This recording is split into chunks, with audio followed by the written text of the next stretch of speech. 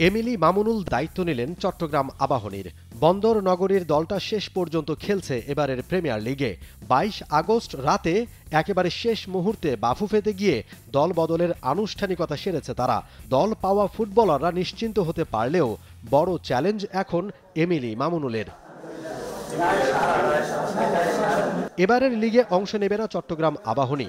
গুঞ্জনটা শোনা যাচ্ছিল বেশ আগে থেকেই, আর্থিক সংকট তার মূল কারণ।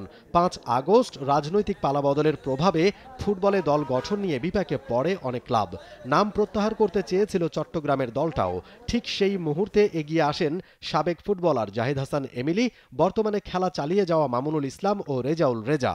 চিটং আবাহনী দেখলাম যে শেষ সময় তারাও নাম প্রত্যাহার করতে যাচ্ছে। তো সেই মোমেন্টে আসলে যে প্লেয়ারগুলি আসলে ঢাকাতে দলবদল করতে আসছে, তারা কিন্তু আসলে আমাদের একটা গ্রুপ রয়েছে আর কি, প্লেয়ার্স গ্রুপ। ওখানে সবাই খুব হতাশা, খুব মন খারাপ করে কিন্তু মেসেজ দিচ্ছে, আমাদের কাছে সাহায্য চাচ্ছে।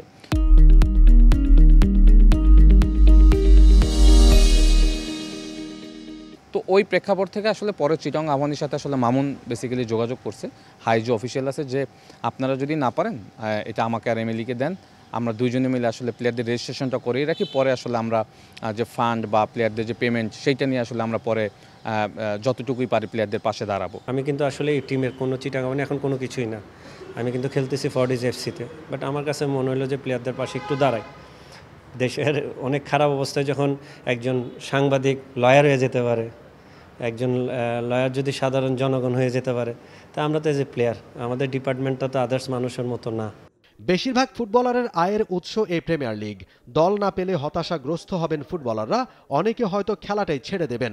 ফুটবলারদের এই কষ্ট যেন বোঝেন শুধু একজন ফুটবলার। বেশিরভাগ 4-5 জন এক্স ন্যাশনাল প্লেয়ার, আর কিছু ইয়ং প্লেয়ার, কিছু মিডিয়াম সারির প্লেয়ার ক্লাবে খেলতেছে, ন্যাশনাল টিমে খেলার সুযোগ আসতে পারে, আর কিছু স্টার্ট করছে। এই ধরনের প্লেয়ার যখন একটা বছর খেলতে পারবে না, আপনি দেখেন তাদের ফ্যামিলির অবস্থা কি। ফাইন্যান্সিয়াল ক্রাইসিস তো থাকবে, তার মধ্যে তার মেন্টালি ক্রাইসিসটা চলে আসবে, সে স্পোর্টস থেকে বাইরে চলে আসবে।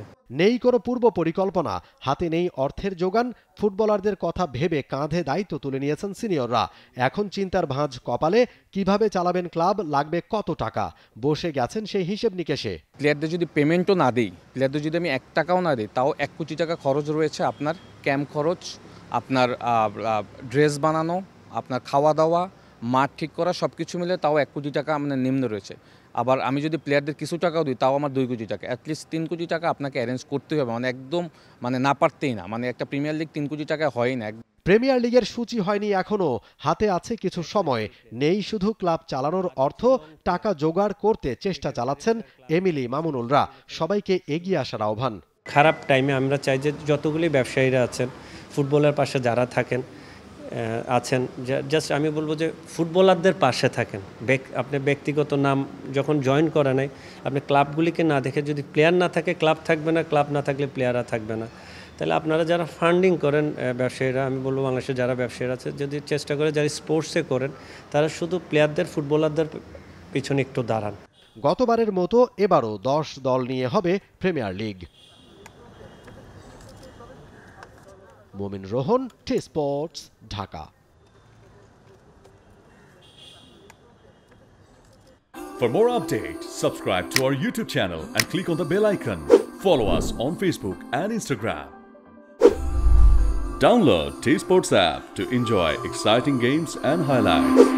Visit tsports.com.